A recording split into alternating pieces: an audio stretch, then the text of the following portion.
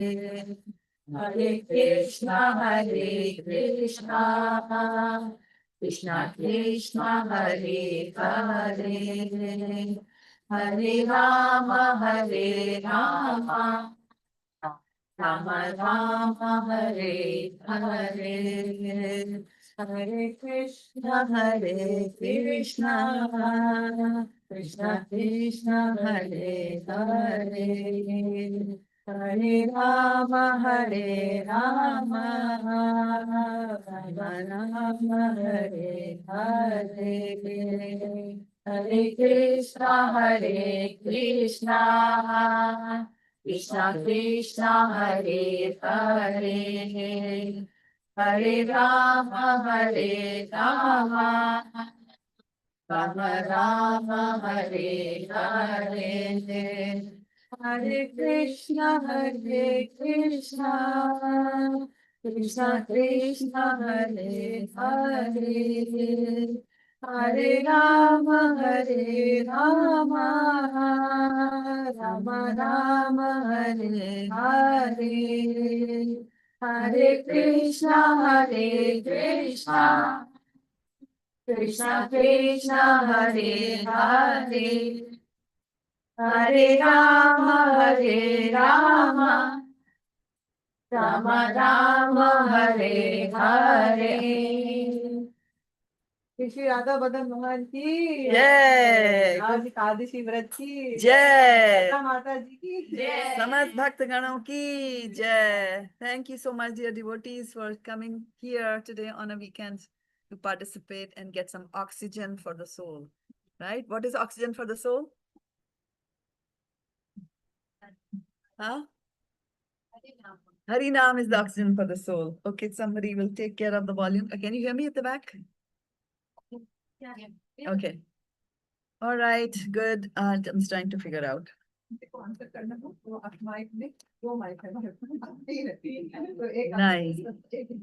Nice. Nice. Okay.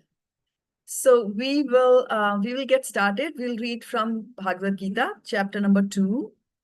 Okay, and we will do the Sanskrit together. Have you brought your Bhagavad-gitas with you? Do you have your Bhagavad-gita? Yeah. Open your cell phone. Go to vedabase.com. Yeah, go to Vedabase.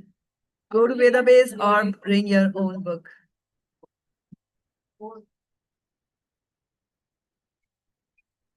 Yeah, good. You brought your glasses.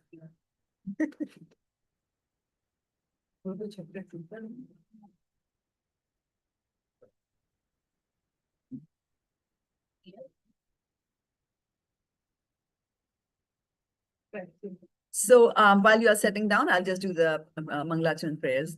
Om Magyartimirandhasya Jnananjanashalakaya Chakshurunmilitam Yena Tasmai Shri Guruve Namaha.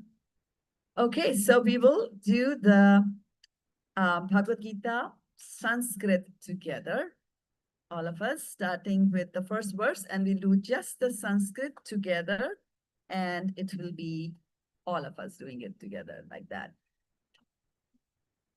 Yeah, just the Sanskrit, yeah.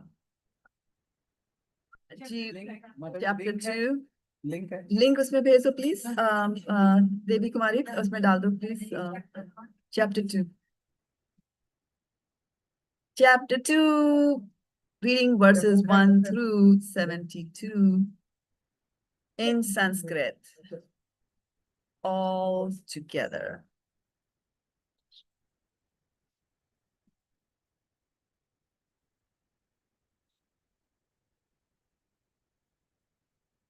Are we ready? If you're ready, say Hari Bol. Okay. Sanjay Uvacha Tam Tatha Kripiya Vishtam Ashrupurna Kulikshanam Vishidantam Idam Vakyam Uvacha Madhusudana Shri Bhagavan Uvacha कुतस्त्वाकश्मलमिदं विषमे समुपस्थितम् अनार्यजुष्टम् असर्गयम् अकीर्तिकरमर्जुन क्लैब्यं मास्मागमपार्थ नेतत्त्वयि उपपद्यते क्षुद्रं हृदय दौर्बल्यं त्यक्तोत्तिष्ठ परन्तप अर्जुन उवाच कथं भीष्ममहं संख्ये द्रोणं च मधुसूदन ईशुभिः प्रतियोत्स्यामि पूजाहार अरिसूदन कुरु न हत्वा हि महानुभावान् श्रेयो भोक्तुं भैक्ष्यमपि ह लोके हत्वार्थकामास्तु गुरुनिहैव भुञ्जीय भोगान् रुधिरा प्रदिग्धान् न चेतद्विद्मा कतरन्नो गरीयो यद्व्याजयेम यदि वा नाजयेयुः यानेव हत्वा न जिजीविषामस्तेव स्थितः प्रमुखे धार्तराष्ट्रः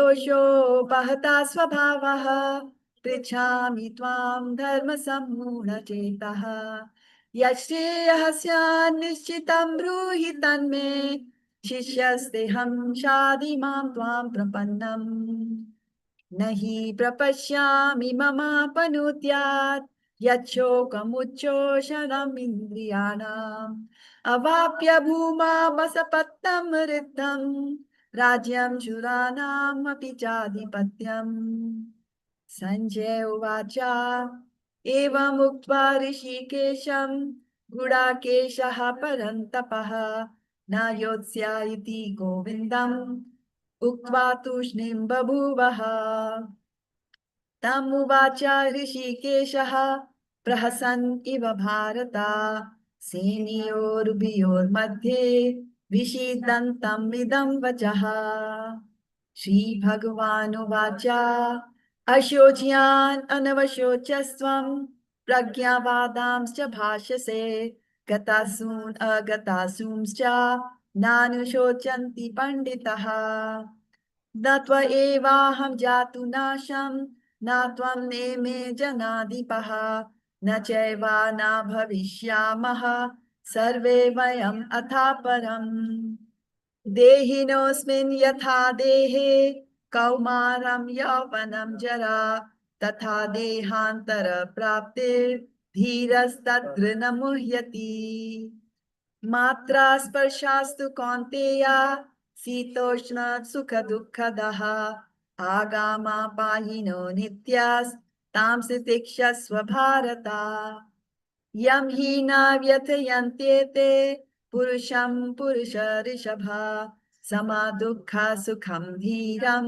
सोमृतत्वाय कल्पते न सतो विद्यते भावो न भावो विद्यते सतः उभयोरपि दृष्टोऽन्तस्त्वयनोस्तत्त्वदर्शिभिः अविनाशी तु तद्विद्धि येन सर्वम् इदं ततं विनाशम् अव्ययस्यास्य न कश्चित् कर्तुम् अर्हति अन्तवन्त इमे देहा नित्यसोक्तः शरीरिणः अनासीनो प्रमेयस्य तस्माद्युध्यस्व भारत य एनं वेत्ति हन्तारं यश्चैनं मन्यते हतम् उभौ तौ न विजानीतो नायं हन्ति न हन्यते न जायते म्रियते वा कदाचिन् नायं भूत्वा भविता वा न भूयः अजो नित्यः शाश्वतोऽयं पुराणो न हन्यते हन्यमाने शरीरे वेदा विनाशीं नित्यं या एनम् अजमव्ययम् कथं सा पुरुषः पार्थ कं घातयति हन्तिकम् वशांसि जीर्णानि यथा विहाय नवानि गृह्णाति नरोपराणि तथा शरीराणि विहाय जीर्णान्य अन्यानि संयाति नवानि देहि नैनं छिन्दन्ति शस्त्राणि नैनं दहति पावकः न चैनं क्लेद्यन्तापो न शोषयति मारुतः अचेत्योऽयम् अदाह्योऽयम् अक्लेद्यो शोष्य एव च नित्यः सर्वगतः स्थाणुर्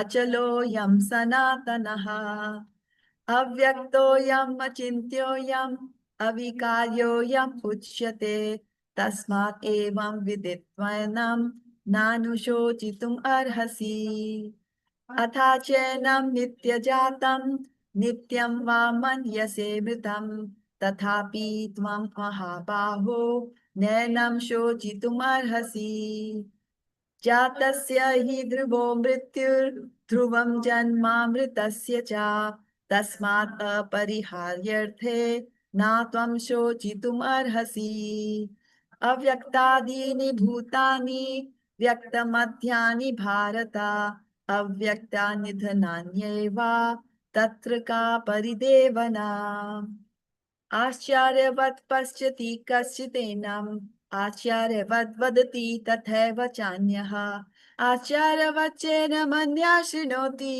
श्रुत्वाप्येनं वेद न चैव कश्चित् देहि नित्यम् अवध्योऽयं देहे सर्वस्य भारत तस्मात् सर्वाणि भूतानि न त्वं शोचितुम् अर्हसि स्वधर्मानपि चावीक्ष्य न विकम्पितुम् अर्हसि धर्माद्धियुद्धाश्चेयोन्यात् क्षत्रियस्य न विद्यते यदृच्छया चोपपन्नं स्वर्गद्वारम् अपावृतं सुखिनः क्षत्रियः पार्थ लभन्ते युद्धम् ईदृशम् अथ चेत्त्वम् इमां धर्म्यं सङ्ग्रामं न करिष्यसि तथा स्वधर्मं कीर्तिं च हित्वा पापम् अवाप्स्यसि अकीर्तिं चापि भूतानि कथिष्यन्ति ते व्ययम् सम्भावितस्य च कीर्तिर् मरणात् अतिरिच्यते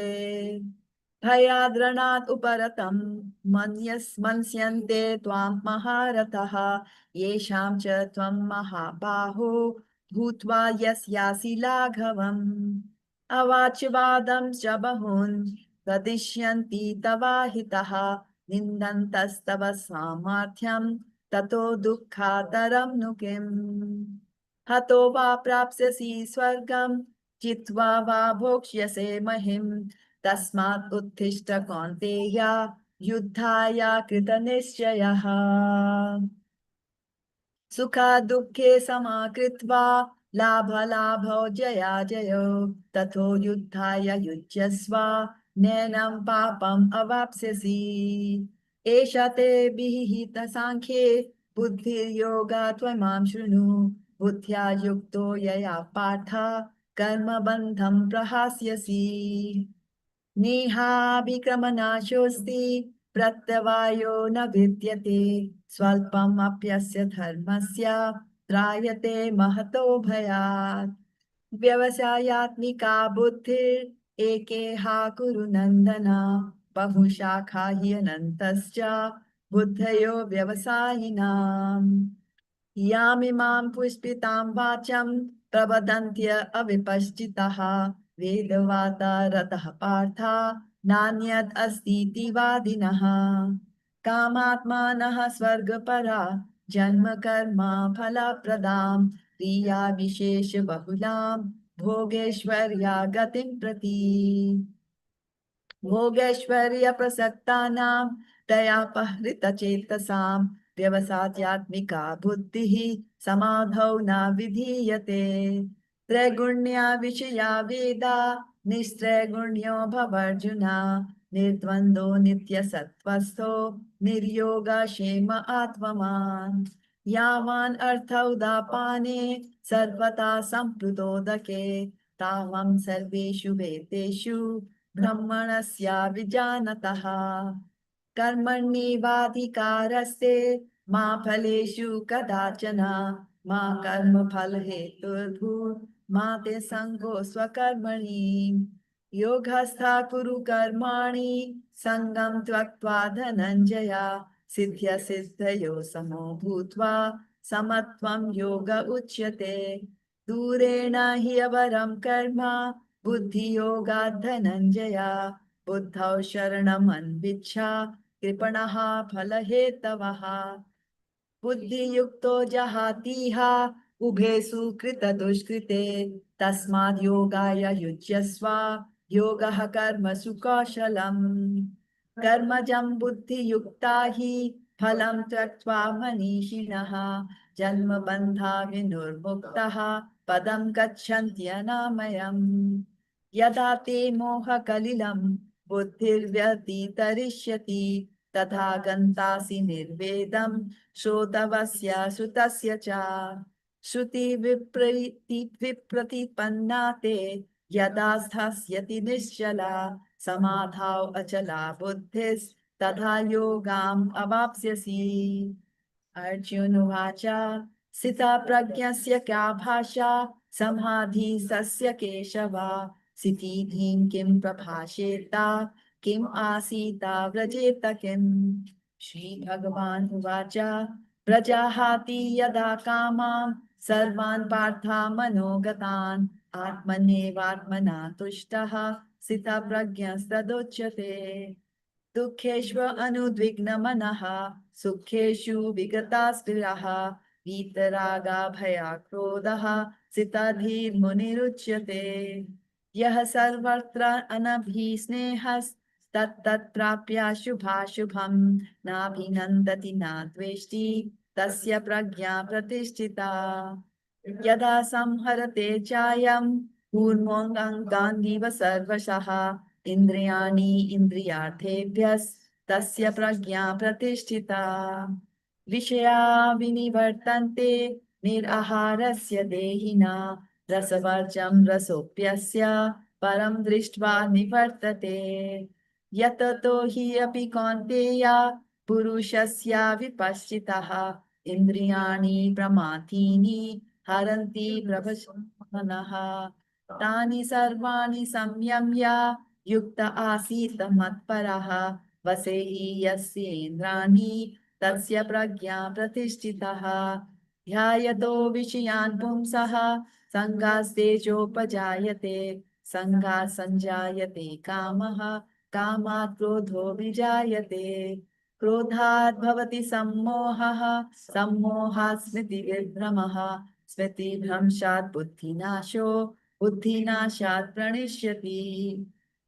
Ragadeshva vimuktestu vishayan indriyascharan atma vasher vidheyatma prasadam adhigacchati prasade sarva dukkhanam hanerasyopajaayate prasanna chetaso hyasu buddhi paryavatishthate nasti buddhi ayuktasya nacha yuktasya bhavana nacha bhava yatha Ashantasya kutha sukham indriyanam hi charatam yan mano no vidhiyate tad asya harati pragyam vayuna vamhivambhasi tasmad yasya mahabaho nigrihitani sarvashaha indriyani indriyarthebhyas tasya pragya pratishtita ya nisha sarvabhutanam tasyam jagrati samyami Yasyam jagrati bhutani sa nisha pashyato munehe apuryamanam 2.70 apuryamanam achila pratishtham samudramapaha pravishanti yadvat tadvat kamayam pravishanti sarve sashanti mapnoti na kam kami vihaya kaman yah sarvan Pumanscharati nisprihaha nirmamo nirankaraha sashantim adhigacchati esha brahmi sitha partha nenam prapya vimuhyati siddhi vasyam antakalepi brahma nirvanam richati. Om Tat Sat Srimad Bhagavad-gita Su Upanishadsu Brahma Vidyayam Yoga Shastre Shri Krishna Arjuna Samvade Sankhya Yoga Nama Dvityo Adhyayah Hari Om. Okay, so I'll do a quick recap of how much we did when we were last at Shweta Mataji's home. So we did all the way up to verse number 30. So we started with Arjuna getting all upset. Actually, he was upset in the last chapter itself, and he had gone to the back of the chariot and said, I won't do anything. So he just was totally distressed there. And then the beginning of this chapter, in chapter number 2, he's crying. So there are tears in his eyes. And then Krishna starts to scold him and says, where is all these impurities that have arisen in you? And why are you, they are not good. They will not take you to the heavenly planets. And then Arjun then, says that how can I kill my teachers, even though they have got some ulterior motives, but if I kill them, my hands will be forever tainted with their blood. And then he says, I'm a very confused soul, so I'm surrendering unto you. The moment he surrenders to Krishna, right? That's when Krishna starts to speak. And the essential things that Krishna talks in that chapter was primarily about the soul, right? Because Arjun was afraid of his grandparents and his teachers and all dying. So he just wanted to tell him that, it's only the body, it's only the soul that leaves the body, and that is what is called as death. And but the soul lives on forever, always, like that. And then so he says that nobody can cause hanna hanyati hanyamane sharire, right? Naghatyati ghatika, nobody can kill the soul. And then he also talks about some of the qualities of the soul, right? What were some of the qualities of the soul that you read that establishes that it's a spiritual thing and not a material thing? Cannot be cut. Cannot be cut, exactly, right? Cannot be cut between earth, water, fire, ether. So like that, is not impacted by these material things. They talked about that, right? So, and then towards the end was when they were talking about Ascharya, but they find it very amazing. Some people see it as amazing. Some people, even after hearing that it's amazing, cannot get it, right? So we will continue today, and that will be verse number 31. And I'm hoping that we will be able to go to verse number 45 today, right? So now that we have done the Sanskrit, what we will do is we will do the English translation, right? So we'll see how far we can go. 2.31. So what's the situation of the microphones? Are we good? Can we pass along? Can they go all the way to the back? All right, okay. So Ashish Prabhu, why don't you read the translation for 2.31, and you can borrow my mic here. Let me figure out actually how to bring that. I'll do it for you. The translation. So here on the top, on the top there is the options over here. So verse text and then translation. We switch on translation. So we'll switch again advance oops, translation. Devanmi, I'll switch on verse text also because we'll just see the translation, right? And you just go to 31. 31, yeah. 31. Okay. All right.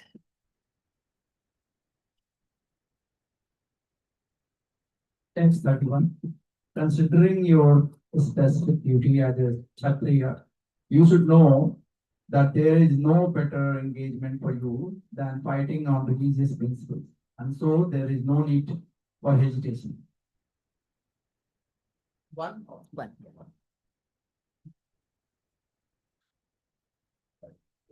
Tejas, 32 कर इनसे ले लो cell phone Translation.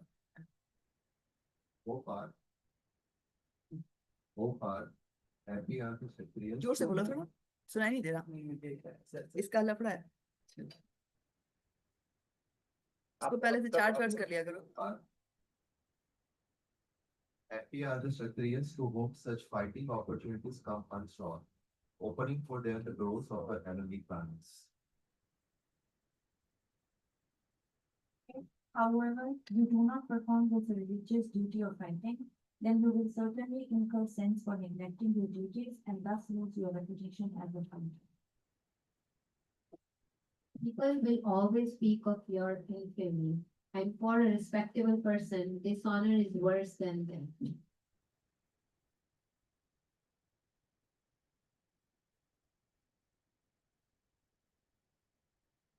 Closure.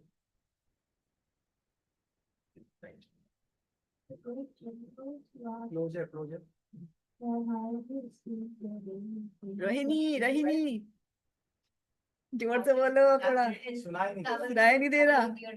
Yeah, don't cover the mic with your hand. Yeah. The great generals Good. and highly speak your name in vain will think that you have left the battlefield out of fear only, and thus they will consider you insignificant. Enemies will describe you in many unkind words. when you're worthy, let it not make them. Also, in conclusion, either you will be killed on the battlefield in a place that heavenly planets, or you will conquer and enjoy the earthly kingdom.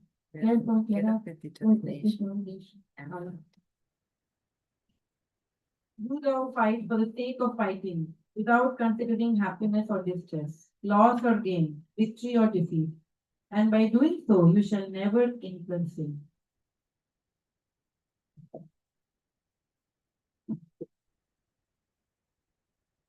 Thus far, I have described this knowledge to you through analytical study. Now listen as I explain it in terms of working without fruitive results. O son of Pradha, when you act in such knowledge, you can free yourself from the bondage of works.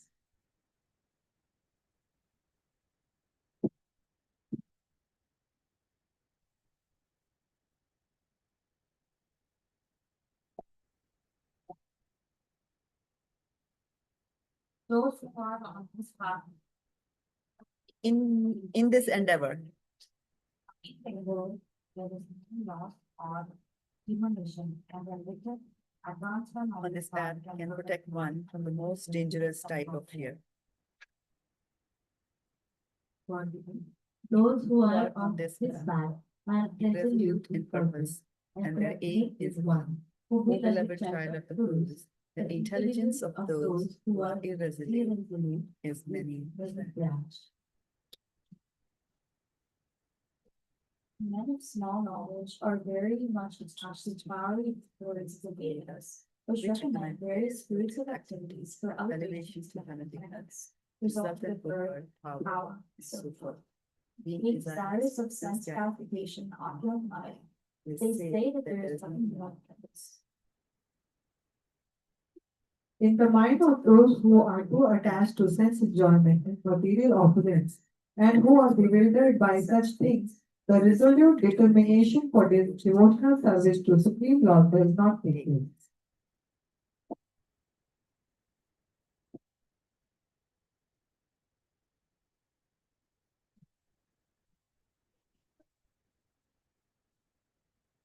The Vedas deal mainly with the subject of the three modes of material nature. O Arjuna, become confident out of with peace, these feelings, be free from all dualities and from all anxieties for gain, or gains and safety, and be established in yourself. Okay, so we'll stop here today, right? We'll take 31 to 45. Okay, so let's see. So we'll stop here, right? 31 to 45, and then we'll spend the rest of the evening discussing these verses that are there. Okay, so what did you hear? What did you read? Anything that struck your mind? One question. Go ahead. Sloka number 32. Here Krishna is asking Arjuna to fight as a Kshatriya, right? And he's mentioning about heavenly planets. Why is he mentioning the heavenly planets? It's a very good question. So for that, we'll have, so the question for those who are online, the question was that in verse number 32 of Bhagavad-gita, where Krishna is telling Arjuna, you go and fight. And he's also saying that when you get an opportunity to fight, you also get an opportunity to go to heaven, to the heavenly planets, right? And so why is he talking about that? Is that if you are participating in a war, two things can happen, right? You will win the war or you will lose. When do you lose the war? When you die, right? So now when the people are fighting in a war and when they die in the war, they go to the heavenly planets. But it's not a permanent thing that they go, right? So by fighting for your country, for your king, you are collecting pious credits because you're doing something for your country. And then you go up to the heavenly planets and you enjoy. And when the pious credits are exhausted, then you come down again, right? So now, if you go back and look at chapter number 1, where Arjuna had talked a lot, and from all various kinds of angle he had addressed as to why he should not fight, right? He had told every possible, what the old people will die, what will happen to the women, what will happen to the community projects, everything he had talked about that, right? It is wrong for us to kill that. It's better that they should kill us. And we understand that, though they don't understand. So it's our duty. Yeah, we are more intelligent. Let us do the right thing. So now what Krishna is going to do is Krishna is going to do the same thing. He's going to tell him from all possible aspects, he's going to tell him why he has to fight, right? So first he's just dangling the carrot. And so he's just saying that here you're a Kshatriya, you got an opportunity to fight. Now for us, the moment there's a war that happens, we all get so nervous about it, right? I mean, even if we're not worried about that part of it, we are worried about other consequences of war that happen, right? The gas prices go up and then everything goes up and all that nonsense. Like this time we were all stranded in India because there was a Gulf War and flights became a nonsense. So we all get, but for the Kshatriyas, the war is game. They play war as a game. Let's go play a game of badminton, let's play a game of kabaddi or whatever. So they go and they see it like that, right? So now that's why Krishna is saying that this is an opportunity for you, right? And he's telling both that could be both the consequences of the war could be either ways. You could win or you could lose. But then if you lose and you die, that's an opportunity for you to go to the heavenly planets. So this is called prayas. Prayas is immediate gain that you get from doing something. So he's trying to convince him from the prayas perspective that, okay, if you win, you will immediately enjoy the kingdom. But if you die, you will go to heavenly planets. Again, you will enjoy that, right? So both of them are prayers. They're happening. But later on, he will talk more about the Shreyas part of it, where you fight the war because Krishna wants that war to happen. You fight the war as a duty for him, right? And he will continue to do that. Actually, it's a very good point that you brought up, because we will look at the other verses also, that also he's again dangling, it's again hovering on the material planet there. On this one. Okay, good point. He's revealing it like a cabbage he's peeling till we get to the center of it. So so in 31, what he said, so in 31, he is saying, what does he say? Well, something he talks about. So he starts talking about this topic from 31, and he's talking about that 32 also, yeah. And then 33 also, there's a theme that he's going where he's talking about. If you look at verse number 31, are you there? 31? Right. So what's the first word? Yeah, the Sanskrit. Swadharmam, right? Swadharmam. So now he's emphasizing on Swadharmam. You have got a dharma, you have got a duty, right? And depending on who you are, whether you're a Kshatriya, whether you're a Vaishya, you're a Shudra, you're a Brahmana, each one of you has got a different dharma to do, right? So now most of the times when, at least when I was growing up in India, I grew up with, what does Bhagavad-gita tell you about? The Bhagavad-gita tells you about your duty. And that's all it was. If I'm doing my duty, I'm set. Nothing to think about. Even if you're doing your duty with no God involved, you're on the right path, right? And so, but here, so now he's looking at it from he's trying to convince him from the Swadharma perspective. So he's saying, you are a Kshatriya. It's your duty to fight, right? And says, now, if you do not do that, right? So then it is not good. You should know there is no better engagement for you. You're a Kshatriya, you have to fight. So that is one. And he's giving him reasons why he should fight. This is the first reason he gives, right?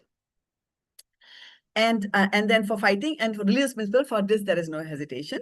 And then in the next one, we get that happy are the Kshatriyas for whom. So they're happy when a war arrives. They're very, very happy. They want to go and fight. I mean, you even hear sometimes, even these days, you hear that, those who get recruited for the army, the young blood especially, they want to go, they want to fight, right? Like that. And again, he's saying opening for them the doors for heaven, which means that, if you have to die, then you die. And for a Kshatriya, it was a very important thing that, either you win or you die. There was no other way out of the war at that time.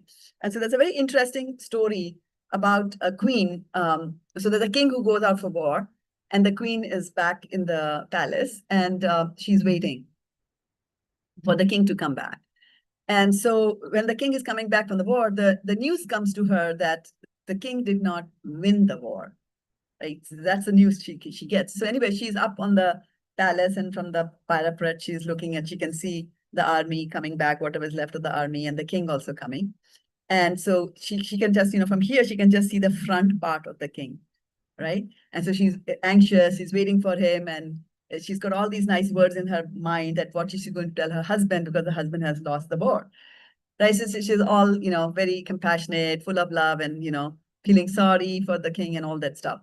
And then as the king is coming, so he's coming like that, right? And then he turns like this, and from here he has to enter the palace. So as the king crosses her vision, and she looks and she sees that there is a spear on his back.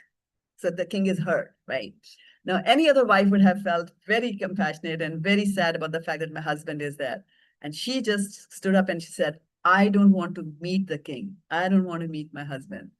And so people were very like, what happened? Why are you saying that? He said that he has got a spear on his back.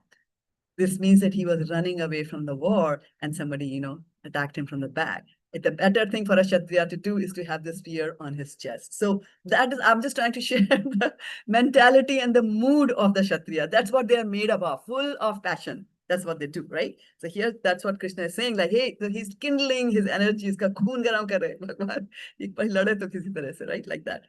So opening for them the door. So that's he's saying. So again, also emphasizing it's your duty. And then also Kshatriya, what's going to happen, Yeah. Either ways, it is good. It's a win-win situation for you. So 32 is telling about the win-win situation. 33. Now, 33 is very important, right? He's saying that if you don't do it, which again takes us to the queen, right? The queen was not happy that the king did not do his duty, but my husband came back, what are people going to say? He got a thing on his back. That's not good, right? Here he's also saying that if you do not perform your duties, again, he is emphasizing that this is your religious duty. You are a Kshatriya. You are supposed to fight. You're supposed to take care of your people, right? The citizens there. And then he says, you will certainly incur sins for neglecting your duties and thus lose your reputation as a fighter, right? So not doing your duty is a sin. And even if you are neglectful in doing your duty without even deliberately neglecting it, you will still incur the sin. So ignorance of the law is not an excuse. So if you come from India to America and you start driving on the left side of the road and you're issued a ticket by the cop, you don't tell him that, I did not know the rule, right? So if you don't know the rule, you still have incurred a sin. And it's a very interesting story that we read in Srimad Bhagavatam. And so Srimad Bhagavatam talks about the story of Nriga the lizard. And so once Krishna and his cowherd boyfriends are all playing, they're small, and they're all playing with a ball. So they're throwing the ball at each other, catch, and then somebody throws the ball really far, and the ball disappears, and they go after the ball to see where it is, and the ball has fallen into a well. And then they all jump, they all start peeping into the well to see what it is there, and they find a very ugly and a big lizard over there. And then, of course, Krishna touches the lizard, and the lizard turns into a beautiful king. And so then the story there as to what was this lizard and what was this king and what was this lizard. So this king was a very pious king. And he used to do a lot of sacrifices from the Vedas. And these were all Karamkandi sacrifices, the sacrifices that you do to gain something. You're not doing these sacrifices to please Krishna, like how we sit and chant every day, 16 rounds, Ekadashi, maybe more, maybe less, worrying about this. Why are we worrying about this? Although we don't like chanting, most of us, at least me. And then we find it so difficult to concentrate, but still we are feeling bad that we are not able to do it. Why? Because we know that chanting pleases Krishna. So we are doing this yajna, the Sankirtan yajna, to please Krishna. But Nriga was not doing anything like that. He was just doing that yajna to make sure that, his kingdom prospers and, maybe making arrangement for his next life or whatever he was doing, but not this, right? So Nriga was, he had a big yajna, and then at the end of the yajna, you give charity to the Brahmanas. So as part of the charity, he was giving them big number of good quality cows he was giving. So the Brahmins would come, okay, you take 100 cows, 200, 100 like that, and they would be going back home with the cow. Now, one of the cows from that lot, strayed and came back to the kingdom. And the same place where they had all assembled the other cows that he was going to give away, because there were hundreds of Brahmanas and he was slowly giving them away. So what happened is that when the cow came back, the king did not even know. Obviously the king is not selecting the cows. One of his assistants might be, bringing the cows, and then he just does the rituals. And so this cow strayed back, and the king gave it away to another one. And so now this one started going back. And meanwhile, when he's going back home, the first one realizes that I have one cow less in my group. So he starts to come back to the king and starts to search for it, and then recognizes that, my cow is with the second Brahmana. And he's very upset. He says, like, give me back my cow. He said, this is not your cow. The king gave it to me. This is my cow. So both of them start fighting. And then, of course, they come to the king for justice, right? And so it was not the king's fault, right? He did not know about it, but he suffered because of that sin that he did. So if you do not do the duty of the king was not to do double donation, do not reuse and recycle your cows, right? But he did it unknowingly. He did that. So we have to understand that whether you neglect your duties knowingly or unknowingly, there will be sinful reactions, and that is what Krishna is telling this to Arjuna here. That you will certainly in neglect. So although Arjuna is saying that I will not fight, I'm doing such a good thing. My king, my teacher is here, and my grandfather is here. They're all such nice, and I have such royal intentions of not fighting the war. He will still incur sin. Why? Because he's neglecting his duty. So sometimes doing your duty is a very difficult thing to do, but you have to do it. This is what Bhagavad-gita is telling. And then, of course, we then back it up and go and read so many other scriptures to really understand what is my duty, right? People just see, like, if you go to some of the other philosophies, they might just say that, if you're a good husband, you're a good wife, you're a good mother, that's it. That's what your religion is. That's what your duty is. No. But in Srimad Bhagavatam, there's a famous verse which tells you that, who are qualified to be a father, who is qualified to be a mother, who is qualified to be a guru, who is qualified to be a king. And the only qualification for all of them is that if you're a mother, are you capable of making your children Krishna conscious? If you're a father, are you able to make your children Krishna conscious? If you're a king, are you able to make your citizens Krishna conscious? If you're a guru, are you able to make your shishyas Krishna conscious? So if you're not able to do any of that, then don't be any of these. Don't become a mother, don't become a father like that, right? So it is very important for us to also understand what our duty is. And this is what Krishna is explaining to Arjuna and saying, like, your duty is not to take care of your own. Like my teacher and my grandfather said, no. You have to take care of the others as well. You are a Kshatriya. Your first duty is to take care of your citizens there, right? So in 33, he's telling about that. Okay, let's go further. 34. People will always speak of your infamy, and for a respectable person, dishonor is worse than death. I remember many years ago, there was a big scandal. There's a big scandal involving some very famous and a very rich Japanese businessman. And so he was arrested for fraud, financial fraud. And of course, he was put in a jail. He was going to be sentenced and all that. And then he came out on bail. He committed suicide. Why? Because for a respectable person, dishonor is worse than death. He chose that option, right? Dishonor. Now we know of so many kings who are infamous, right? In our Shastras, can you tell me some infamous kings? Kamsa is one, yes. Ravana is another one. Yeah, they're kings. Hiranyakashipu was a king, right? So there are so many kings and then Vena, not Anga, Avena. Anga was the good one. Yeah. So there are so many kings and they're so infamous. Millions of years later, we are reading about them and we are criticizing them still like that, right? So infamy is considered to be worse than death, right? And sometimes can continue after your death as well. So that is one thing again saying, because Kshatriyas are very proud. I am the Arjuna. How can anybody say bad things about me? People only say good things about me. I'm the Shresh Dhanurdhar. I won Draupadi. I did that, bathing of the eye of the fish and all that. I'm Krishna's friend, all that. And then people start telling, oh, but he ran away from the board. He showed his back like that. So then he's also telling, so this is another way he's trying to pump some energy into Arjuna so that he goes and fight.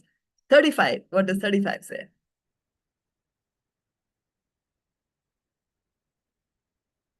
The great generals who have highly esteemed your name and fame will think that you have left the battlefield out of fear only, and thus they will consider you insignificant.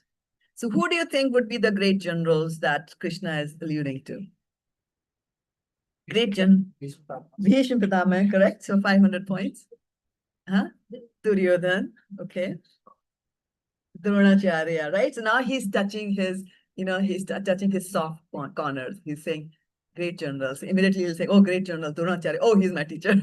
Okay. Bhishma, oh, he's my grandfather. Oh, Duryodhana, oh, I hate him. Oh, he's going to say like that. So again, Krishna, see how Krishna is doing a multifarious attack on Arjuna to encourage him to go and fight, right? And they will say that they have left the battlefield out of fear only. And this is such an important thing. And the lessons, what lesson can you draw in your life from this statement or this situation where Krishna is saying that the great generals who have highly esteemed your name and fame will think you left the battlefield out of fear only? What parallels do you think could happen in our life? Something similar situation where we might start to think something about others.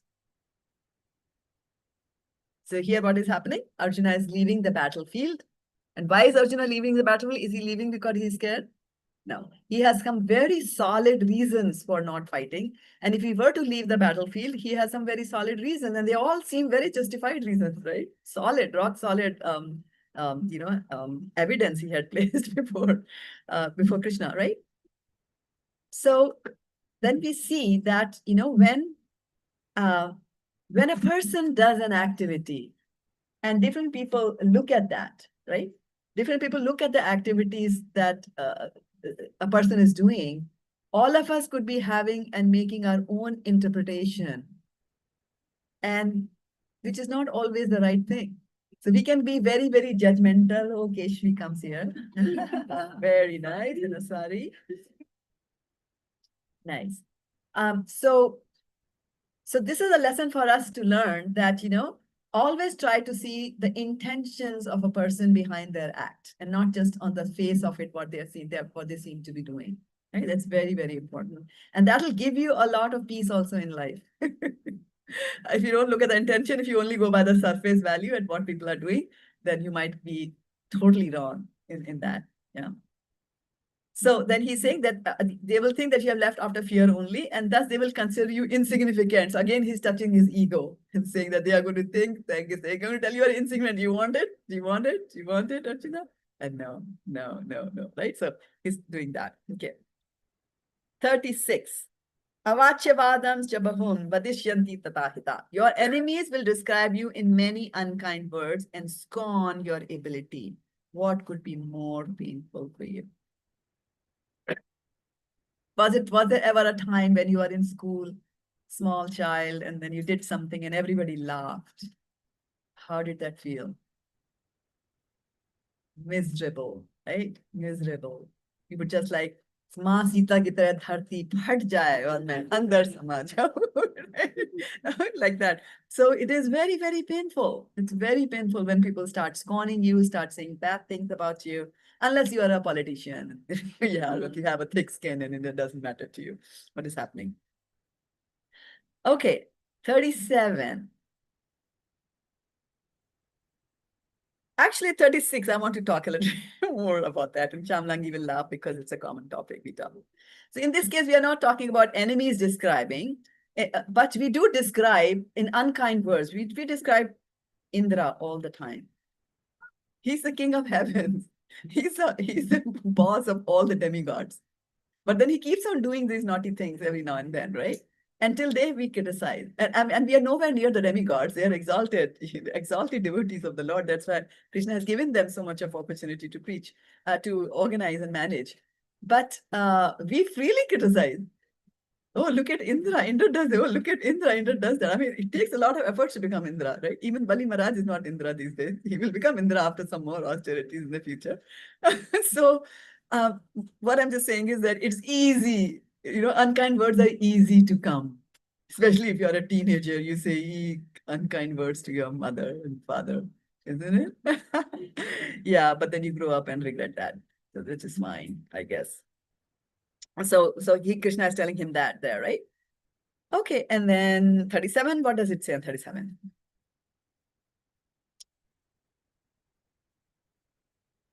What is he saying in 37?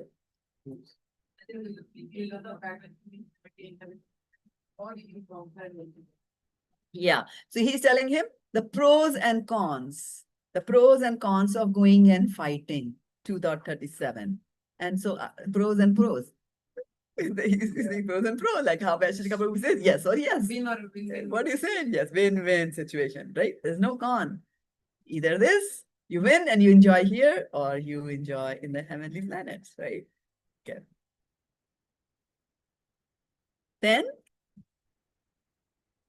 now he's laying the foundation for, how we should be acting. 38. Sukha dukha same kritva. Sukha dukha same kritva means sukha is what? Happiness. And dukha is distress. And same is same. Kritva is do or consider, right? So considering happiness and distress to be the same. Oh my God, how is that possible? Right? This is the duality in which we are born. Chapter 7 of Bhagavad-gita says that we are deluded by the modes of material nature and we are born into delusion. We are born. So if you are deluded and if you feel heat and cold and, happiness and distress, it is like that in this material world. As long as we are hanging around in the material world, these neighbors are going to come and hit us like that, right? So this delusion, the sukha dukha will be there, and it's a very big thing to samekritva, to make them, to consider them to be same. It's not possible. When dukh comes, we will cry. When happiness comes, we do, laugh like that. Okay, it does happen, but with practice, it is through practice we will learn that when the unhappiness comes, then also how we stay, sublime in that situation also. The sukha dukha samekritva, the big words Krishna is saying, right? Labha labho jaya jayo, right? So now translation, what is he saying? Do not fight for the sake of fighting. And why fight for the sake of the fighting? Because it is my duty. Because it is your duty, Arjuna, you have to do it. So he's still on the duty plane, right? The duty plane. And as part of doing the duty, is also telling what are the good things that you get up by performing your duty, right? So he's saying, without considering happiness or distress, loss or gain, victory or defeat, and by so doing, you shall never incur sin. So it's a very interesting thing. This is Nishkam Karma. He's bringing in the concept of Nishkam Karma, where you're doing all these things without looking at the result of that. Now, how difficult is that? Because anybody will look at this statement and say that, where is the motive? Why will companies be formed? Why should I want to win the Olympics? Why should I want to do that? If I don't care about what is going to happen, what's not going to happen, and we'll talk more about it as we go. But on the face of it, it might look that this is what Krishna is saying, that you fight for the sake of fighting. But the key point for us to remember is that if we are able to attain this situation where we are saying, don't consider happiness as just as loss or gain, if we reach that situation, right, then there is no sin that is involved when you're doing it. Because Papa Meva Shed Asman Hatvetan Atatayina, in first chapter of Bhagavad-gita, Arjuna had said that we will incur sin if we kill these aggressors, right? He says that. But now he's saying that if you fight for the sake of fighting as your duty, you will not incur the sin, right? Like if somebody goes and murders somebody, they are caught, they are put in jail, they are tried, they might be put on an electrical chair or hanged till die, like that, they will be punished, right? But if the same person goes to the battlefield and kills 1,000 people and comes back, he's declared a hero. We are sitting there with garlands waiting for him to come, right? So although the act is the same, in the first part, if a person goes and murders somebody, he's doing it for his sake. Something is there. Either somebody paid you money to kill, or you hated this person you killed, right? But when you're going for war, you're fighting for your country, right?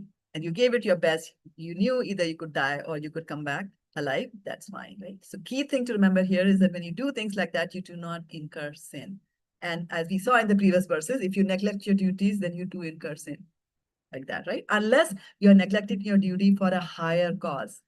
For example, people say about Srila Prabhupada that he left his family. And then was it not his duty to take care of his family? He had a wife, he had kids. I mean, the kids were grown up. But was he not supposed to take care of his wife? But he left that for a higher purpose. So when you leave certain things for a higher purpose, it's okay, you don't get that. But just leaving a home just because, you don't want to take care of the family or you don't like the spouse, just leaving like that, that is going to incur sin on us. Okay. So that was 38. And let's see, 39. 39 is the transition verse, right? So all along we were talking about Sankhya Yoga.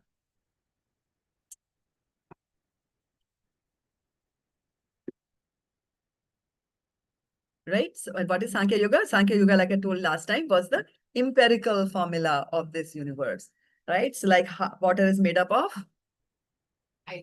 hydrogen and oxygen. One person knows the chemistry and remembers it. Hydrogen and oxygen, right?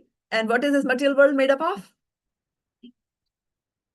3 modes of material nature. And what is material nature made up of? 5 elements. 5 elements. Okay. Tell me, 5 elements. Yes. And what is the verse? Bhumi Rapo Analo Vayu Kham Mano Buddhire Vacha. Oh, that's more than 5. Because there are 8 actually, right? Ahankara Ityame Bhinna Prakriti Ashtada, the 8, right? Mind, intelligence, and false ego also. So these are, so he's saying that up until now, because there's a lot he has talked about the Atma, right? So he's talked about the Atma, he's talked about, happiness, distress, duty, all these things here. So he's saying, now I explained to you all this knowledge, but in terms of analytical study, you're analyzing this material world. You're trying to find out the empirical formula of this material world, right?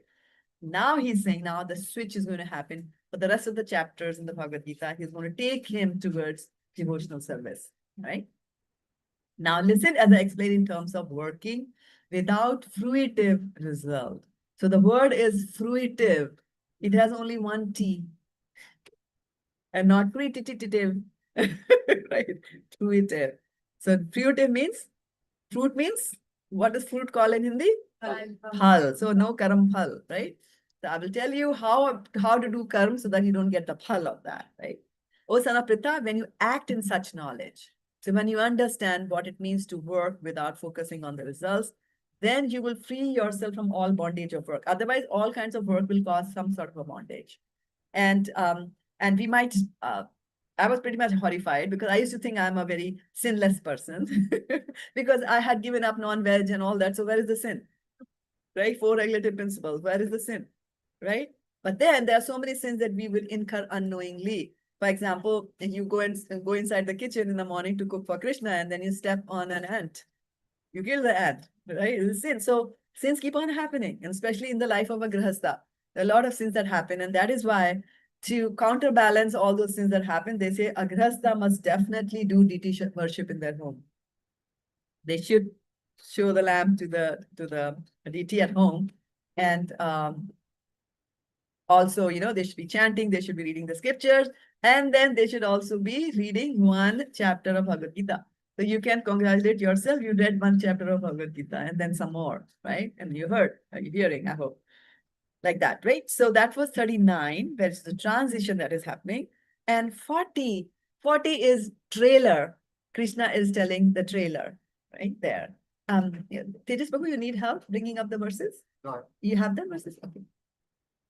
So verse number 40 is saying that now he's going to talk about devotional service.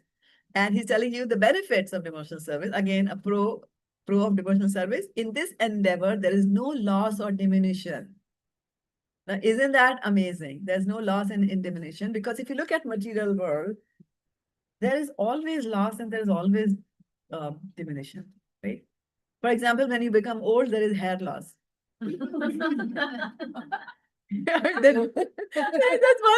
one loss on which there's a $1 billion industry that's thriving on that, right? Extensions and twigs and oils and whatnot, right? Vacuum cleaner, there you go, right? So there is no loss or diminution. So there is always some sort of a loss will happen. And if somebody doesn't incur any loss in his life, if he just makes millions and billions like that, never incurred any loss.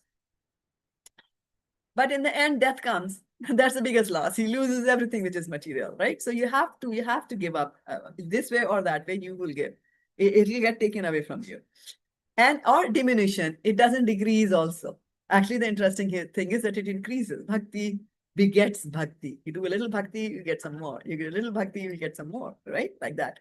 So he's saying that in this endeavor, there's no loss or diminution, and a little advancement on this path can protect one from the most dangerous type of fear. What do you think is the most dangerous type of fear?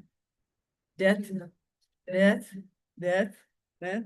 Again, going back to the lower species. Lower species, yes, going back to lower species, right? Because although death is a prime thing, right? And of course, it is a big fear for everybody. But from the philosophical perspective where Krishna has already told him, na jayate mriyate, the soul is never going to die, right? So you're just thinking about it. So to a certain extent, then I can philosophize and say, death is something I should not be worried about. And actually, Prabhupada gives a very nice example when he says that death is like the mouth of a cat. So death coming to you is like the mouth of a cat. That, you know, you are going to go inside that mouth.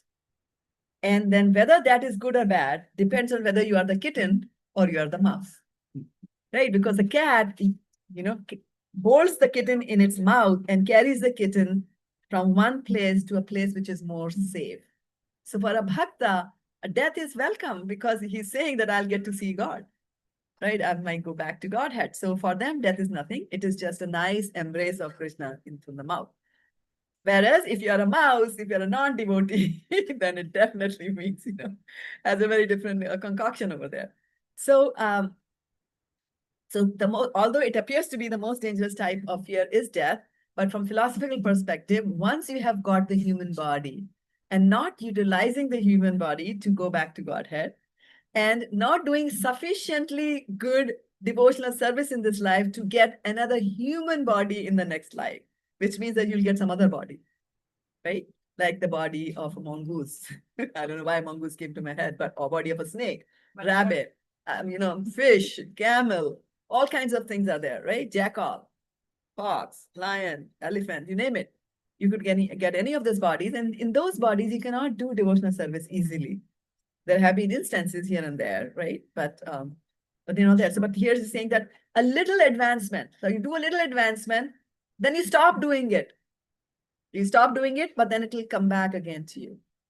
Ajamila, he was a devotee.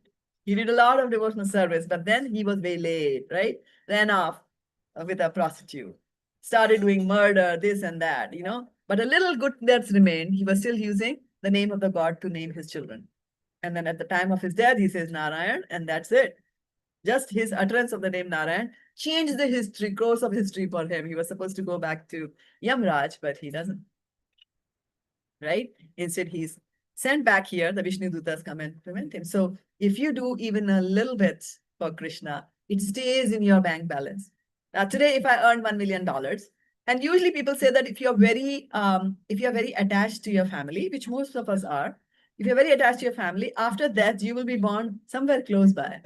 So His Grace Chaitanya Charan Prabhu, you know, the illustrious Chaitanya Charan Prabhu, he has written a book on rebirth, and I read that book, where he very scientifically analyzes, and he's gone and looked at cases where people, small kids are born and they say that, you know, this person in the next village was my husband, and then, you know, describe certain things that nobody would have known and all that kind of stuff. So he says that as he's giving his commentary on that, he says that we tend to be born close to where we live. Although we might come back as a cockroach in the house where we were, you know, but, you know, you do come back there. So, but if you are a human, if you are a devotee, then you will come back as a human being, and then you'll continue to do devotional service from the same spot. So after suppose you were very rich and you die and you're born in the next village, you will not come back to the first village and say, oh, these fields, they belong to me. So in the previous birth, yeah, I'm a soul. It doesn't happen in the material world, right? That continuity is lost. You're gone, you're done. Anything that you had by way of material opulences, by way of material birth, or any degrees that you had, or anything, bank balance, everything is gone, finished.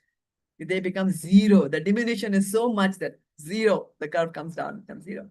But devotional service doesn't happen. It will carry forward from one lifetime to the other lifetime. You know, it keeps on increasing. That's the best thing. So he's laying the foundation, Krishna, in 40. And in 41, what does he say? This is a famous, very famous verse, right? So those who are on this path are resolute in purpose. They are resolute in purpose, right? They have a resolve. I'm going to do this. Bahushakha yantaso, right? But then if you are not intelligent, and intelligence basically means doing devotional service, buddhi yoga, is bringing in buddhi yoga. So using your intelligence to figure it out that I am God, I am a human being, and my duty is to worship Krishna. And so he's saying if you are not one of those, then intelligence of those who are irresolute is many branched. So can you give me some example of many branched intelligence? And what are the branches where our intelligence can go? Don't give me the devotee answer. I'm looking at the irresolute answer. Where do you think people's resolutions go? Facebook. And what do you resolve to do on Facebook? Get the most likes, right? I'm going to put such a beautiful picture today that there'll be 1 million likes. We are I think they have Instagram. We are like primitive. Oh, primitive. So your answers are primitive. Instagram, kids, what do you do on Instagram these days? It's so funny. I have an Instagram account that I created to promote some of the book distribution activities I wanted. And I haven't posted anything on that because I haven't figured it out. How do you post all these, small things and all that? But kids are very good at it. And I've started getting so many followers. I have no idea why they are following me or what they are following me, but they are following it. So that's a craze, My friend is following that. I should also like that. Yeah. So many branches. Where all can you be investing your intelligence? Stock market? Okay. Office work. Entertainment.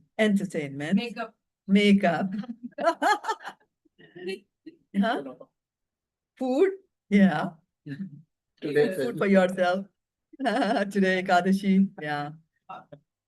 But then those who are on the path are resolute in purpose. They are very, very resolute. And if they are going to some place, and the interesting thing is, and this is the beauty of devotional service. I will first give you an example of Nachiketa. Nachiketa, how many of you know the story of Nachiketa? You forgot? Okay, then maybe I can tell. Since nobody knows, I can tell anything. Right? So Nachiketa was a young boy. He was a small boy. And his father was doing Karamkandi activities. And his father was doing yagya. And at the end of the yagya, he was giving away cows as donation. We are supposed to donate cows. And so Nachiketa was watching his father do that. And he noticed that the father, what he did was he kept the good cows for himself. And all the buddhi, ludi, lagri, those cows he was giving away in donation. Like that. People do it, isn't it? So they did that. He was doing that and he was noticing that his father is doing something wrong. So he kept on asking his father, Father, who are you going to give me to? Who are you going to give me to? Now you'll remember, right? And the father gets so much annoyed with those questions. He says, I'm going to give you to Yamraj. And then the kid just looks at that, hears that, and says, oh, you're going to give me to Yamraj? Let me go to Yamraj. Right? So he walks and somehow or other, he goes to Yamraj and the doors of Yampuri are closed and he stands outside, this poor child, and he waits for 3 days without sleeping, without eating anything. And then finally, when word gets to Yamraj, there's a small boy waiting for you outside. The Yamraj feels so bad. He quickly runs there and apologizes and says, tell me. So then he narrates why are you here? Nobody wants to come to Yamraj. You walked all the way here. Why have you come here? So then he says that he narrates the story. And then my father was angry and my father said, I'll give you to Yamraj. So then Yamraj says that, okay, I will give you 3 boons. You ask whatever you want to ask. So as part of the first boon, he says that patch up my relationship with my father. Because the father is angry. He's so angry that he said, I'll give you to Yamraj, right? What kind of a relationship is left there after you say that to your child, right? So then Yamraj says, okay, tathastu, your relationship with your father will be amended. Then he says, okay, second boon, what do you want? So he says, okay, tell me the mantra. Tell me the prayers I should do to go to the heavenly planets, right? So heavenly planets, so he teaches them. He teaches Nachiketa. Those also go by some Nachiketa mantra or something like that. How do you go back to heavenly planets? And when the third question comes for third chance comes for him to ask for the third boon, he says that, please tell me all about death and Atma and how to get out of this cycle of birth and death. And then he gives him that. So the interesting thing to see here is that Nachiketa is so intelligent, right? Although he was offering him Bahushaka, the 3 shakas came in the form of a boon. And he did get entangled a little bit here and there, my father, how to go to heavenly planets. But in the end, the intelligence struck. And he said, now give me this gyan, give me Brahma gyan, give me the knowledge of the spirit, right? Like that. Another example that we hear, and that talks about how devotional service itself, is purifying for you. And although you might start off with a Karam Kandi motive, right? But the process itself is going to purify you. And then the ultimate purifier, who is the ultimate purifier? Asnavritam apapa vidyam, Yeshua Upanishad. Who is the ultimate antiseptic? Who is the ultimate prophylactic for the soul? Give me the standard answer. Hare Krishna, the name or the Lord, right? The Krishna is the Lord. So either he will do it or the devotional service will purify you. Somehow or the other, you'll get purified.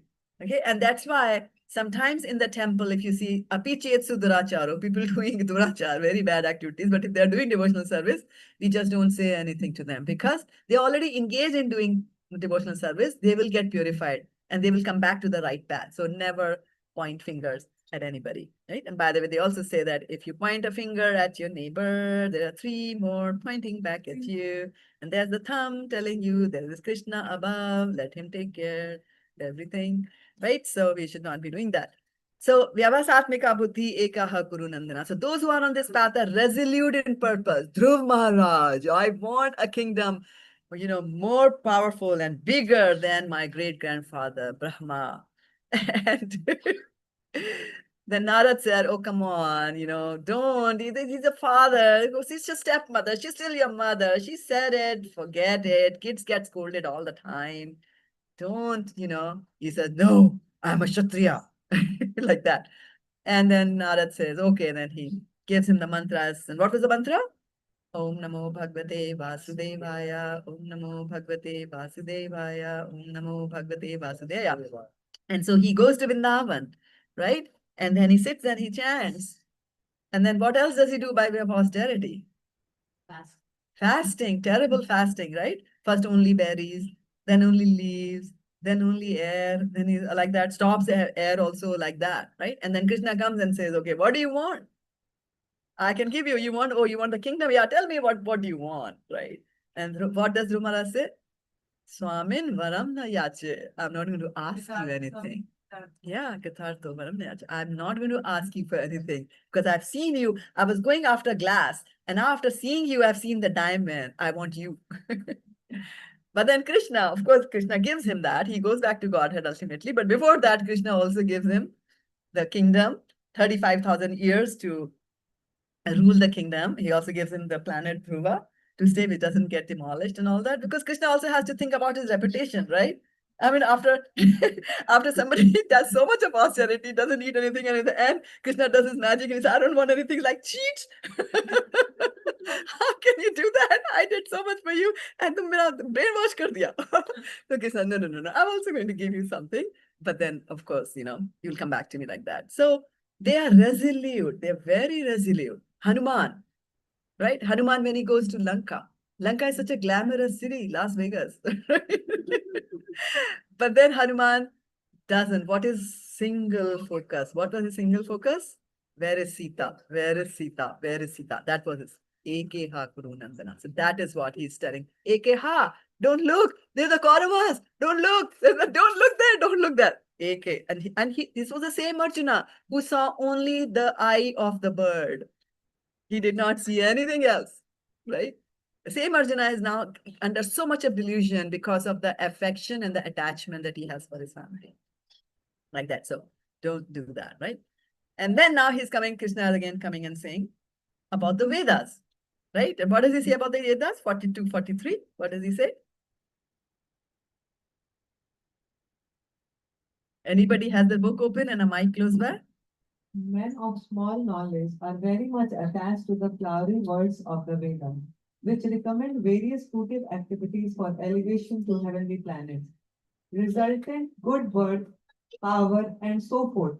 Being desirous of sense gratification and opulent life, they say that there is nothing more than this. Yes, they say there's nothing more than so ये कर लिया मजा आ गया AC चला लिया ठंडी हवा में सो गए और कुछ नहीं चाहिए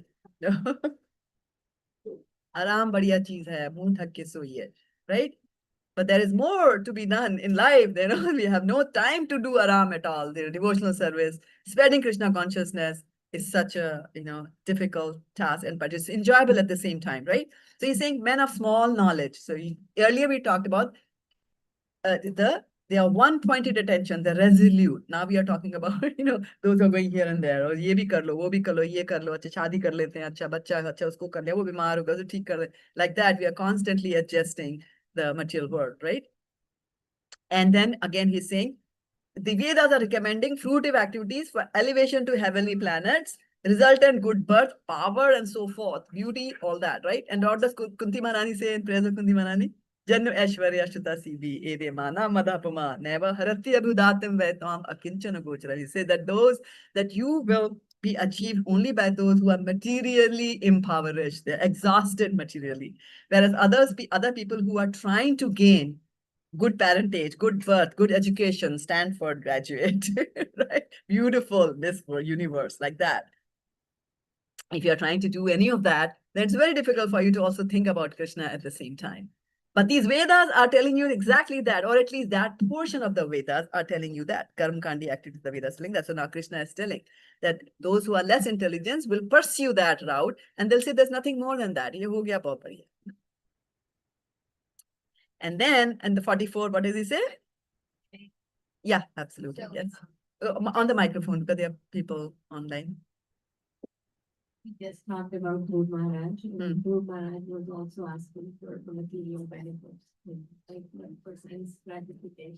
Right. And so can you explain what's the difference between what we read in 42? Exactly. So Dhruv started, it's a very good observation and a very good point in favor of devotional service and the power of Krishna, the transcendent, right? Dhruv was completely on the material plane. Completely. I want to jump on the lap of my father. Completely material. He was not saying, I want to go and touch the deity of Krishna, my father, right? And then he's angry, he's fearful. And then his mother says that, only Krishna can help. Okay, where is Krishna? Because I want something better than I want a kingdom. He was asking for completely material things, right? And then what happens? Narad Muni comes, right? And what does Narad Muni give him? Transcendental mantra, right? Transcendental, not any of these Nachiketa mantra to go to heavenly planet. He gives Om Namo Bhagavate Vasudevaya. And that's the smartness of Narad Muni. That's what he does, right? Like, okay, if you want material opulences, okay, then chant this. Which is also fine. Because again, we are reading chapter 7 of Bhagavad-gita, where they're saying that people go to the demigods to ask for material opulences, but it's only I who am giving them, right? So, and they're worshipping demigods. They're doing it in the wrong way. Avidhi Purvakam, they do that, right? So he was doing, but it was not completely Avidhi Purvakam because Dhruv did not go. He was a small child. He did not malleable mind. He did not go to a demigod because he had the good fortune of having Narad Muni come into his life, and guide him in the right direction. Now he's doing so many austerities, but throughout the austerity, what was his desire? Kingdom, better than Brahma, completely material. Right. And then finally, when he sees Krishna, he comes in touch with transcendence. And then even before he comes in touch with transcendence, what does Krishna do? He touches his forehead with the shankha, right? And then his eyes, the intellect is awakened. And then he starts to see that, right? So that is what is telling you that staying in touch with the holy name for such a long time, 6 months, doing so much of austerities, being resolute in his purpose, and the rest, Krishna takes care of that. That touch came from Krishna. It's almost like the Damodar Leela that we talk about, the 2 fingers that are remaining. So the 1 finger he had done, right? All the austerities, everything he had done. And then the touch came from Krishna, the Krishna Dharma. So yes, the devotional service is purifying because Krishna, like I was saying earlier, is a antiseptic. So when you get the germs of material world in your system, then the antiseptic to use is the holy name of Krishna or devotional service to Krishna, like that, right? So, yeah. So then in the next verse is saying, in the minds of those who are too attached to sense enjoyment and material opulences and who are bewildered by such things, the resolute determination for devotional service to the Supreme Lord does not take place. The resolute definition, and Kunti Maharani also says that, that if you're looking for this and that, like, isn't it like, let's talk about trying to get material opulence. Let's talk about an example of trying to get some material opulence, like changing jobs. What happens when you change jobs? Or even before you change jobs? Yes. Use a microphone, please. Yeah, Tejas Prabhu can tell us. And then Neera. Changing job is very stressful. Changing job is very stressful. Why is it so stressful? From 500K, you jump to 700K. Where's the stress? Process. The process? The fang? They don't take you? Facebook, Apple, Netflix, Google, and Amazon. Okay. The stress is there, right? Because you're focused on the result. How am I going to get it? How am I going to get it? Am I going to get it? Am I going to get it or not? Right? Okay. Anything else, Neera Prabhu, you wanted to add? Yeah, you keep working more and more. Basically, you think that if I work more, even at your current job, I think, Yeah. okay, I want to maintain my job, so I keep working.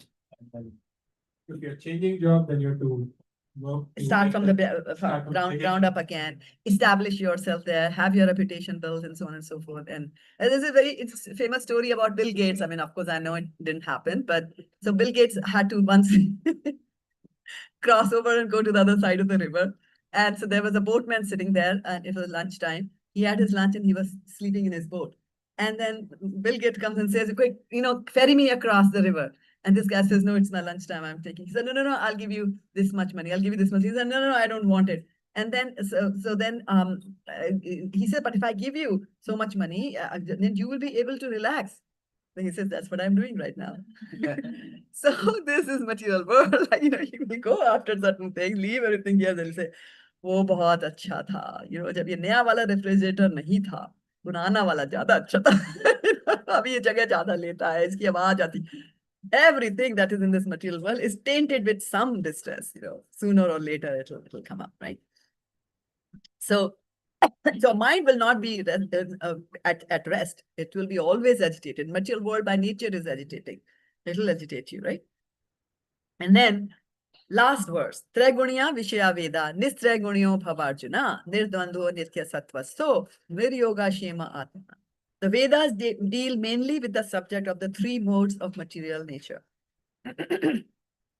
O Arjuna, become transcendental to these three modes, be free from all dualities and from all anxieties for gain and safety, and be established in the self. And the self is your soul, and then super self, and then Krishna himself, right? Be established and focus your minds on this.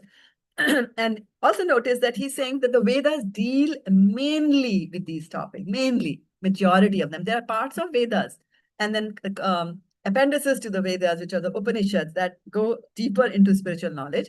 But in general, the Vedas will only talk about, mundane life and how to rule, how to run a factory, how to do this and how to do that. So again, hovering on the material plane. Although there is Upasana section also of the Vedas, will talk about Upasana, but majorly Vedas talk about Dharma, Artha, Kam, and Moksha. How to do your Dharma. And why do I have to do Dharma? Because duty is because if I do my duty, if I don't do my duty, I incur sin. So it's my duty to do this, this, and this. The Veda is going to tell you what to do. And once you do your duty, then Arth is going to come.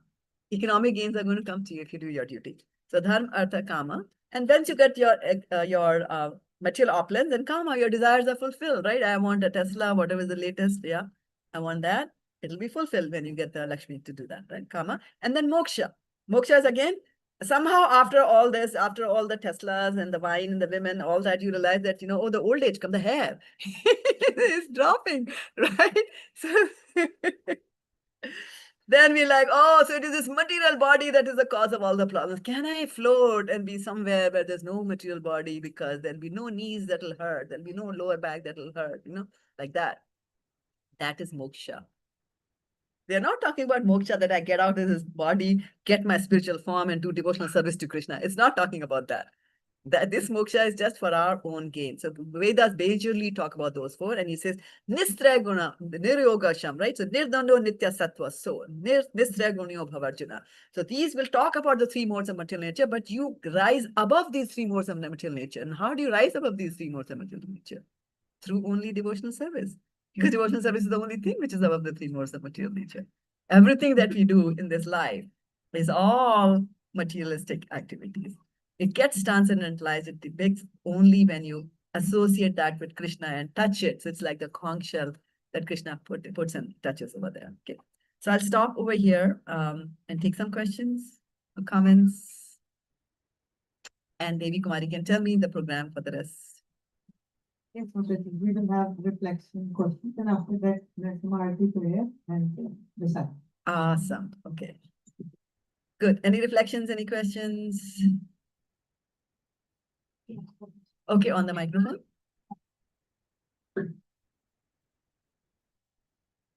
You said there are two aspects, right? So Vedas, one is where they talk about the material things and the other is the why did they put that and then? Very good question. Why did we not straight away talk about devotional service, right? So when we come to the temple, and if you tell you that, all food and all, they're not good. Prasadam is not good. You will eat so much and you won't be able to chant properly. Will we come to the temple? Probably not, right? So, and the Vedas and the third chapter of Bhagavad-gita talks about that in the beginning of creation, Krishna sends forth generations of people to this material world, the fallen souls like us, right? And with them, he also gives them the manual, the documentation, the Vedas, on how you can live a proper life. And in that one life, you fell from there, and in one life, follow the Vedas and you can go back, right? Back to Godhead, you can do that. And so I've given you the Vedas, and in the Vedas, there are all sections of Veda. Now you have to go to the right chapter, right? Don't stay in the middle, go to 9th, Guhyam, get the Guhya part of the Veda. So in 15th chapter of Bhagavad Gita, Krishna says, Vedas cha sarver aham eva vedyo. From Vedas, Krishna is to be known. But we have to go and read that part of the Vedas, right? But not everybody is at that level where they can say that, I don't want, I want a little enjoyment. Don't tell me not to eat rasagullas.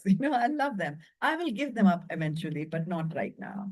I can't chant 60 now like that. So people are in different stages of devotional service.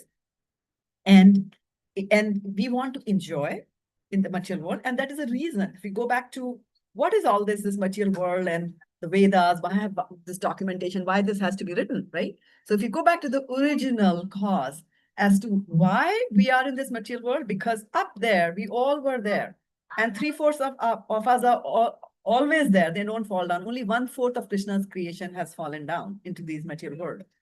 And why did we fall down? Because we wanted to enjoy whatever was there in the Golok Vrindavan and the Vaikuntha planets. We wanted to enjoy that independent of Krishna. All that Krishna said was, you worship me and then enjoy with me. And we were like, why should I worship you? I'm also a soul. I'm also spiritual. You're also spiritual. What's the big deal? Why should I do that? And that freedom was given by Krishna to us. Because what Krishna is looking from us is pure love. And you cannot expect pure love from anybody without giving them the freedom to choose. Right? If I don't give you freedom to choose and I say, it's a rule, Shavita, you are supposed to love Shraddha-devi Dasi. What will you do? It's a rule. Right? But I've given you a choice. Whether you want to love Shraddha, you want to love Shyamlangi, then you have a choice. Right? So we had the choice, and some of us exercised the wrong choice and said, we want to enjoy separate from you. And then Krishna said, okay, I will create something for you where you can attempt to enjoy without me. And that's why he creates this entire material world and says, okay, now you enjoy. But then being Pitaham Asya Jagata, Mata Dhata, he's a Mata also, right? So he won't let the child go off without the tiffin box. So he said, now you will go into material world, but I will give you something so that you can come back, because I know you won't be happy in this material world, because by nature you are a spirit soul. You are superior. How can you be happy in something which is inferior to your nature?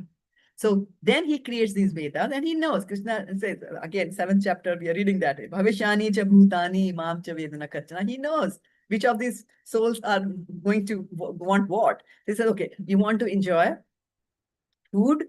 Okay, then offer it first to Vishnu and then eat. So in that process, you will think about Krishna. I will offer things to Krishna. So all those kinds of things are there in the Vedas. Or I want a beautiful wife. There are prayer there that you can do. right? Or I want to have a kingdom. I want to be a powerful king. All those things are there. But with everything, Vishnu is involved. So you will be doing some prayers, and if you do them properly, then you'll go back. But then again, there'll be more. I want a quick result. I want a quick result. I don't want like Dhruv Maharaj, who has got 6 months. I want it now, like DoorDash, deliver Krishna to me now. or whatever, my enjoyments I want delivered now. So who can give enjoyment really quickly? Who can answer your prayers really quickly? Demigods, right? So then there are sections on demigod worship also to cater to those. So it is for our benefit only that Krishna is doing all that, right? So there'll be sections also where, or there are Puranas and where they talk about, sacrifice and eating meat and all that. So these are all deterrents. Like here, if somebody wants to eat meat, what does he have to do? What endeavors that a person has to do to eat meat here? Go to store or even call, order online. DoorDash, order online. What do you want to take Mataji? Go to, for example, McDonald's. Even if you go to McDonald's, you don't have vegetarian options. There you go. Yeah. Yeah. So it's an option. So you don't even have anything like that, right? So you can just eat it. And then you'll incur sins, for doing that. But then what they do is they will, our scriptures will tell you that, okay, this person has got this strong tendency to eat meat, but has also done enough. If you have a strong tendency to eat meat, you can also be made a lion or, a jackal or something like that, right? But you have got sufficient credits that you can also deserve to have a human body. Or there are some prarabdha karma that is there, you have to suffer and you get this human body and others will give you grief. Like that, you have a spouse. So they'll do that. So, or a boss. So he has created all these things for us, to fulfill our desires, but to do that in a controlled manner. So you want to eat meat, okay, then you can eat meat. Oh, you can't eat eggs on Tuesday. Like that, so these rules will come, which are deterring you from doing that. Also putting a little dampener on you rushing to eat meat. So, you can eat meat only if you offer it to Kali. All right, now I really want to eat meat, but I don't want to do the Kali thing also. Okay, fine, I won't eat. So good, I'll do that. So that's why sometimes he'll make things also a little bit difficult for all of us. And that's what the Vedas are for us. But ultimately in 15th chapter of the Bhagavad-gita, he says, Vedescha sarver aham eva vedyo, Vedantakit vedavid eva chaham. So he said, he says, I have created the Vedas. Because Krishna speaks the Vedas for the first time to Brahma. Right? Then Brahma will write or ask somebody to write, and then Ved Vyas will, document, and all that kind of stuff happens. But they come from Krishna, and they come from Krishna. Krishna understands the Vedas, and from the Vedas, you are supposed to understand Krishna. Right? Like that. And then on the Vedas, after writing the Vedas, then writing the Puranas and all that, that's when Ved Vyas writes the commentary on them. Right? And he was not very happy, which was the Vedanta Sutras. And then he goes and writes, he has meditation, he meditates because his guru tells him, right? And Narad, right? And then he meditates and he sees Krishna there. And so why did Ved Vyas document all the Vedas? Because he saw Kali Yuga is coming. People will have, short memories, so they won't we have the Vedas memorized. So he wrote all of them down. And what he was thinking was that Kali Yuga is coming out of goodness of his heart. He said, let me document all these. And I know people will be suffering. Some people will have diseases. So now here are the yakyas that you can do to get over these diseases. So let me write all this down. So what he was trying to do was, he was trying to give loopholes in this material world. He was documenting the loopholes for people to remain here and enjoy. But this material world is not meant for your enjoyment. Yes, every now and then there's a little pinch with the idea that you will go back and will say, oh, this is too much. How do I get out of this situation? And he was not doing that. He was making it smooth for everybody. That's why Narad Muni goes and scolds him for doing that. And then in his trance and in his meditation, he sees Krishna, he sees Maya standing behind Krishna and not above Krishna. And then he understands that Maya is not above Krishna. Maya is under Krishna's control. So he says, if Maya is under Krishna's control, why should I be telling people how to appease Maya through all these yagyas, etc.? I will teach them how to do devotional service to Krishna, and that is how Srimad Bhagavatam is born. Right? Srimad Bhagavatam ki. Good question. Anything more? Anybody? All right. If there are no more questions, then I'll hand it over to Devi Mataji after thanking our my dear god sister, Ketiki Mataji and her lovely daughters for opening this is wonderful. Very intimate setting. I really enjoyed this. Yeah. Thank you so much for opening this for us. And Devi Kumari Mataji, as usual, the salt, the salt without which nothing will happen. Thank you.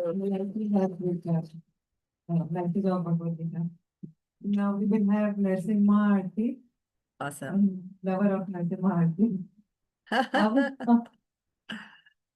So we will call it a day for those of you watching us here. To get reflection from The kids, we have been forgetting that for quite some Yes. time. Yeah. So, Okay.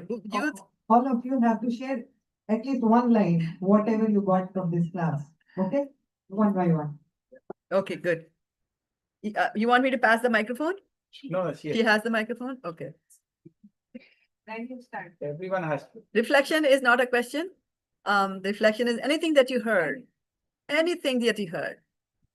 Any one word that you heard. Like. Not necessarily. Reflection could also say, I didn't like this.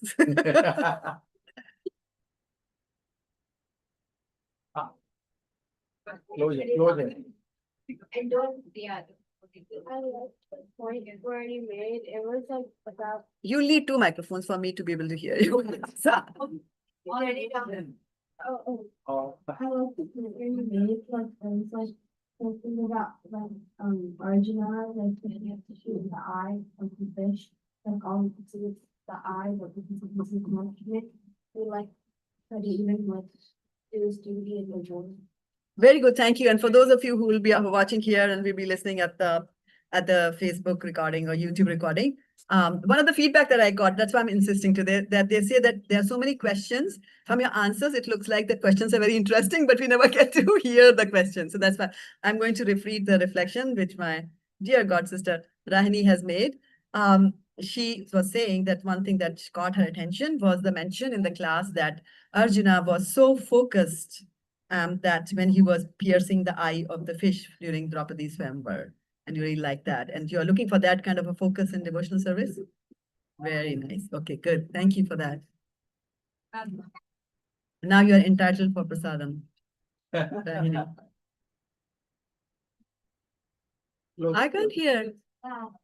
Okay, you guys have to feed your kids before you bring them to the class. They need energy. Bonvita.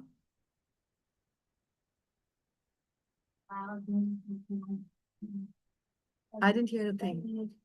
Yeah, straight like this. You said that you could really thank you for Krishna, but finally you thank you for this things. Yeah, so I heard you saying that when I said you could make food for Krishna, go ahead. You could be stepping on the same time. You could be doing what at the same Stepping time? on the island. I could be stepping. Oh, so very good. Yes, I'm glad that you caught that. And so you'll be mindful that we do sins in an unknowing way. So although our intentions could be good, that we walk to the kitchen to cook for Krishna, but we step on an ant. You could step on other things also, but I didn't want to name them.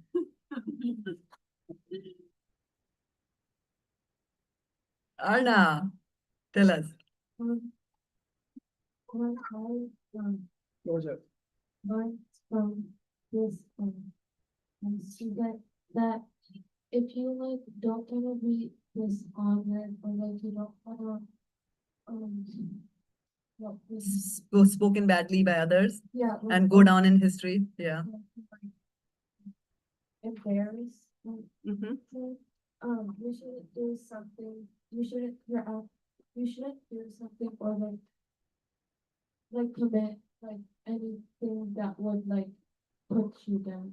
Right, right. That's a good observation. So we should always be vigilant that we should not be doing anything that will make other people say things about us or make ourselves embarrassed. And that's a very good checkpoint that you can constantly have. Or constantly, am I doing the right thing? Is it good for everybody? Is it something that will bring dishonor to me, bring dishonor to my spiritual master, bring dishonor to my family? Like that is a check that should constantly be going on. Yeah. Is there a question there?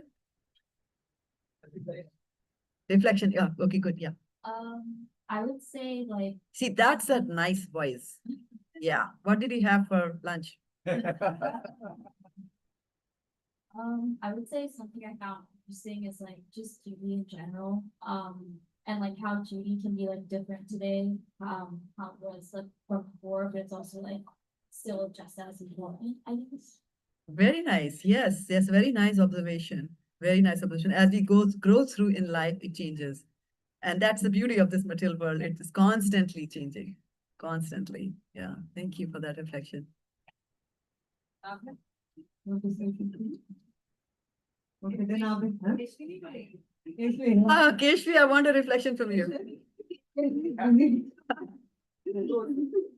Karan Prabhu, you are very silent today. Karan and Tejas Prabhu are very silent today. Waiting for Prasadam, Ekadashi. After that, they'll speak. Nursing our prayers, awesome, good. Thank you so much. Thank you for watching us here. Vanchakalpatarubhyascha kripasindhudhyevcha patitanam pavnebhyo vaishnavebhyo namo namaha gopremanande hari.